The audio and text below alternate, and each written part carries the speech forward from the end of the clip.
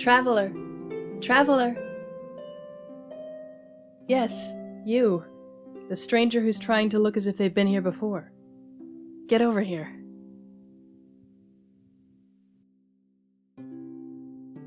Oh, trust me, I can tell. I've been here a long time. You're looking around too much and trying too hard to look like you aren't. Trying to observe the other travelers and figure out the rules. Come sit with me. It's the only place around, anyway. I'll be your guide. It's lovely in the city this time of year, is it not? The summers always last a little too long in the city of Samandar, if you ask me. But the way the sun shines that rusted gold color as the shadows of the old town slowly converge, there's nothing like it anywhere in these cities of spice and silk. And to make it all better, there's nothing quite like sharing a drink with an interesting stranger in a little dive bar on the 33rd day of August. Would you like to be that stranger for me? Drinks are on me.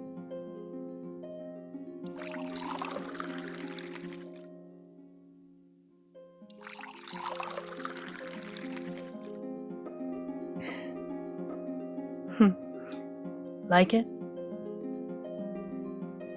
It's a specialty of the city. Legend says that when the city was under siege during the Great War of Mourning, the great king Iskandar chose to spare the city his wrath after a single sip of this nectar of the gods. It's something that's greater than the sum of its parts, like any good city ought to be.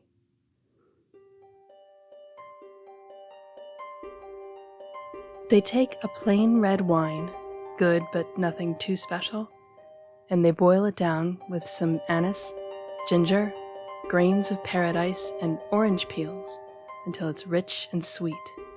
Then they chill it. They used to use snow from the mountains of Zin, a strange place where the sun shines blue and the snowflakes all have 7 hands. Now they just chill it in the fridge.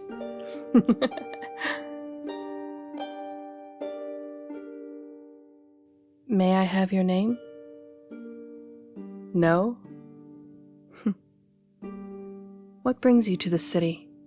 You dress like a trader, but you carry yourself like a pilgrim, and you have the eyes of a lost soul. Oh, being mysterious, are we? Do I seem dangerous to you? You're smart not to tell me such things. I'm simply addicted to gossip. I want to know all the little things about everyone who comes down the trade route. You see that guy right there? That handsome old man with the salt and pepper hair? He's a widower. That carpenter who just fixed that hole in the door is his son. The lady at the bar, the pretty old woman with the silver ringlets, she's a widow as well. The younger barmaid is her daughter. Both those older people promised that they'd never remarry after their loves passed away, but in secret they've been having a little tryst together. Oh, it's very scandalous. Every night once the caravanserai closes down and the lights go out, they meet by the fountain and share a single kiss. And then they run away from each other like nervous little school children. It's adorable. They're trying to hide it from the kids, but the kids are smarter than they let on. The whole situation is really sweet. It warms my little old brass heart. So, I ask again, what brings you to town?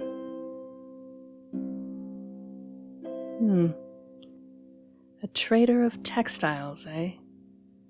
I'm not sure if I buy it, but I'll accept it for now. I've been in the market for a nice Novgorodan rug. Perhaps later you'll show me your wares?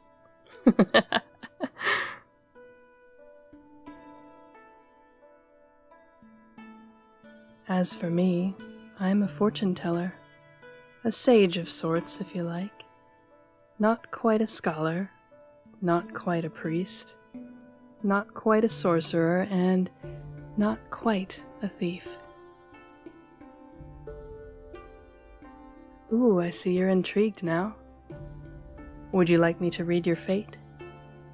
I promise, I'm magic. It's free for as long as the sun shines orange and the shadows are longer than the things that spawned them, especially for something as little and cute as you. Let me take out the Pantheon deck.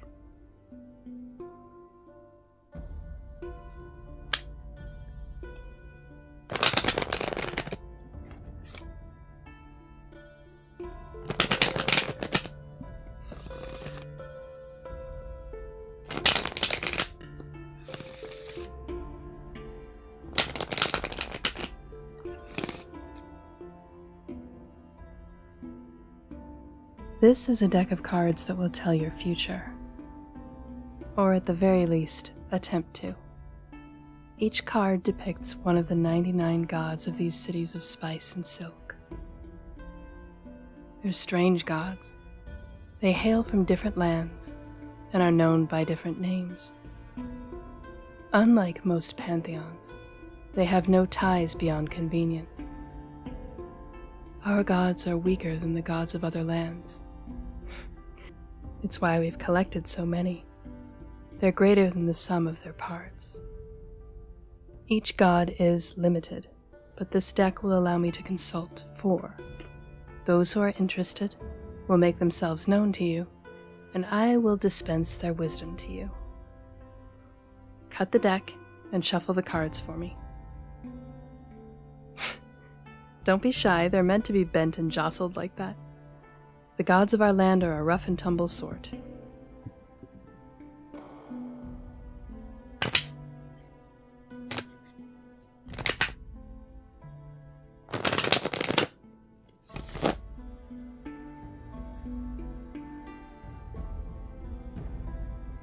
First rule of fortune telling.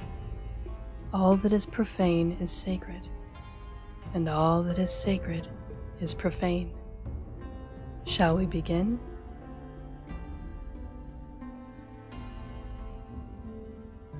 Your first card, the Scarecrow, the god who stands alone.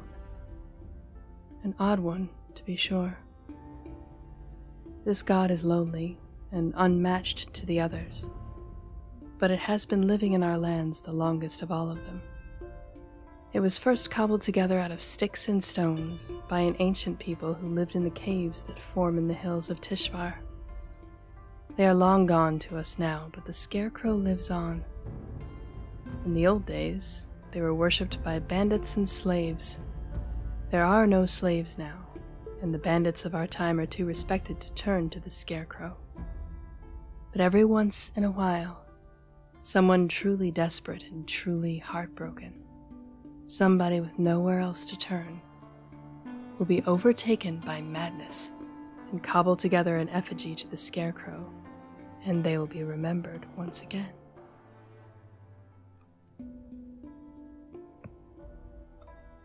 You are seeking something, but do not know what. Not really. You cobble together a facade but do not truly know what you're doing or why you are doing it. You're lost, and to some, it's obvious.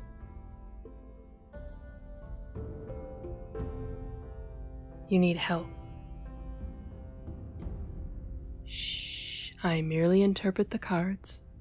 If you attempt to argue with me during your reading, only misfortune will befall you. I might have to steal your soul and eat it for dessert. I've done it before. Just ask that ginger over there. He used to be blonde.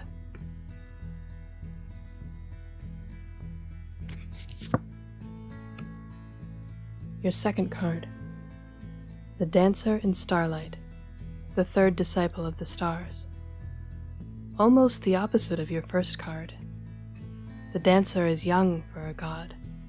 She appears in a quiet, beautiful place, long dark hair flowing down her back. Her blue dress sparkles in the starlight.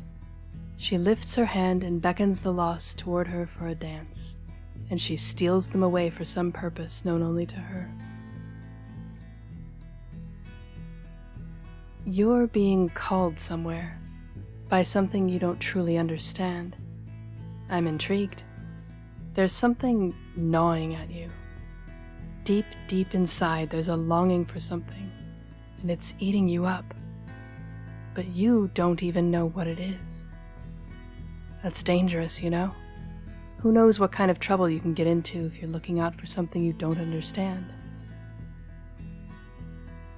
Yeah, you may need a guide. You keep staring at my face. Are you truly so transfixed by my good looks?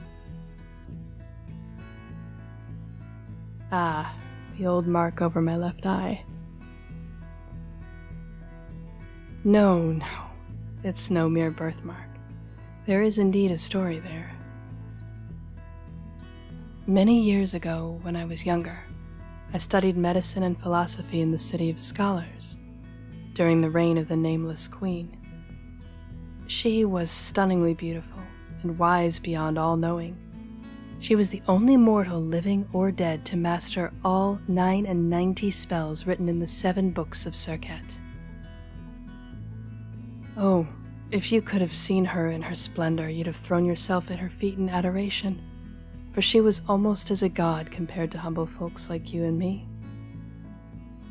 But she had her demons just the same as anyone else. And her most vicious demon was the demon of jealousy. She kept 9 scholars as her prisoner husbands in the city's great library palace. After I had studied there for a long time, one of them struck up something of a friendship with me. We began to spend many long evenings together. He taught me the wisdom of the old sages, while unknown to me she observed us from afar. All was well for 333 days. Unfortunately, after a while, I suppose, she got it in her head that he had fallen for me. She intended to place a curse on me, to make me into some sort of gorgon, a beast with snake hair and a vulture's claws and perhaps even the wings of a bat. But I tricked her. I said, "Do whatever you wish to me, just don't put a mark over my left eye." "Oh, anything but that," I said. "It would devastate me. My left eye is the same as my mother's." She ate it up. I don't know why my left eye would be any more like my mother's than my right, but she bought it. I don't even have a mother. We fortune tellers are born when a statue whose subject has been forgotten by time gets struck by lightning. She exiled me from her city and cursed my tongue so that when I spoke of her, those who heard me would think she was just a tall tale. Yeah, I see your skeptical look. It seems there's no escape from her curse. Alas. Perhaps I should have let her make me a gorgon. I'd look rather striking with snake hair, don't you think? I got the better end of that deal either way. While her husband let me into the palace in secret, I stole 3 of her spells. She was so blinded by jealousy that she never realized my true motives. You gotta be careful about that. Your demons aren't your friends. They'll always mislead you in the end. Your 3rd card, the Blind Sailor, Herald of the Speakers of Fortune. His ship has red sails, and each piece was carved in a different port. He is a man of 1,000 places, devoted not to any one island or king, but to an ideal of some sort that he holds dear. Hard work will lead to results. Knowledge is nothing without the will to apply it, and weaknesses may be strengths in the right circumstances. This sign means change and consistency. Imagine a mirror that reflects whatever looks upon it, but does not truly change its own essence. You should be more confident in yourself, Find strength in who you are, not in who you want to be.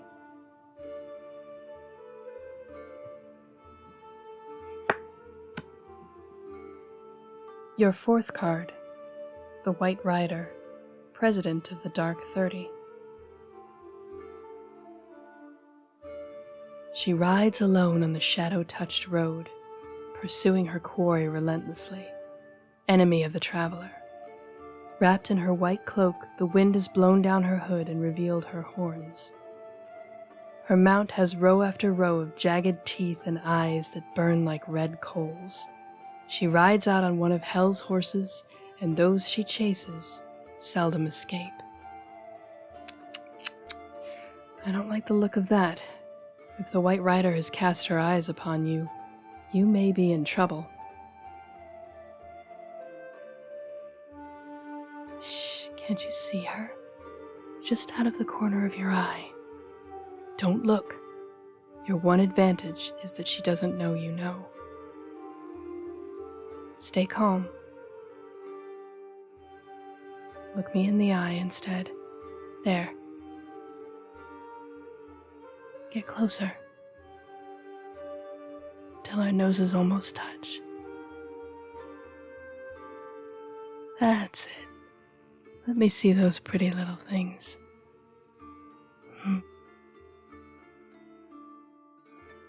Lucky you met me. I can correct this. I can save you. I can't do it for free, though. I'll need something of yours. Something special. A kiss. Oh, trust me. That is special. Very special indeed.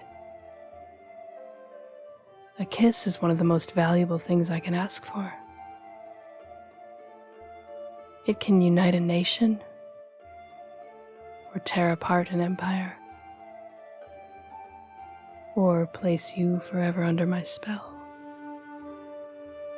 Don't take it lightly, but it's your only escape. I can change your fate, but only if you kiss me.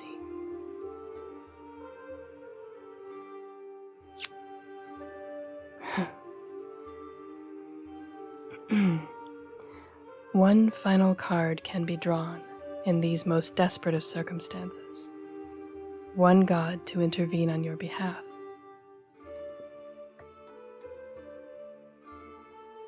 Your fifth card of 4, the Fortune Teller, Exile of the Dark 30. Looks a bit like me, don't they? It's a funny coincidence. It seems they've agreed to protect you from the White Rider. I'll have to come with you on your quest now, I'm afraid. It seems that's my fate as well. I am to be your companion. You'll need to explain it to me, though. Why are you laughing? This was not an elaborate excuse to steal a kiss. I would never steal something so precious. And if I did, I could do it far more efficiently. Now, I need you to tell me everything. I'd prefer for you to do it voluntarily, but I can use my backup plan if I have to.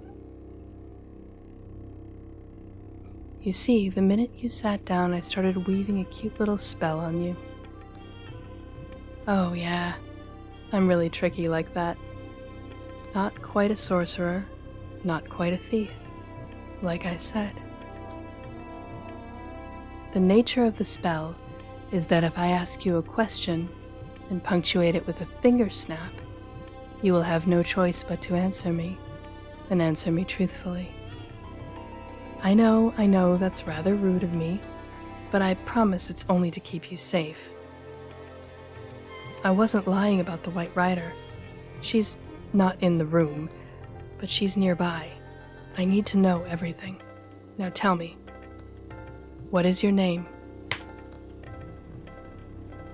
Ooh, I like it. It suits you in a weird way. What is your quest? Oh, really?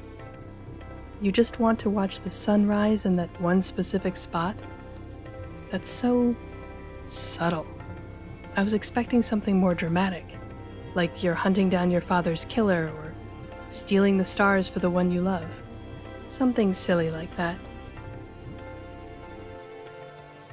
No, I'm not judging.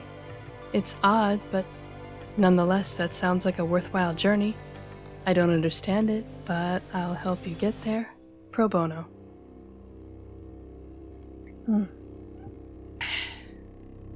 Oh.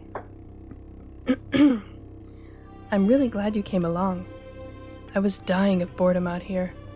I needed an excuse to go on a trip. I need some danger, some excitement. I'm too sexy and dangerous to just laze around in a booth all summer. You can stay with me tonight, and tomorrow we'll hit the road. I know the right way to get where you're going. No, not a shortcut. If anything, it's longer, but it's the right way. Hey, what's that on your forehead? Right there, yeah. Let me get a look.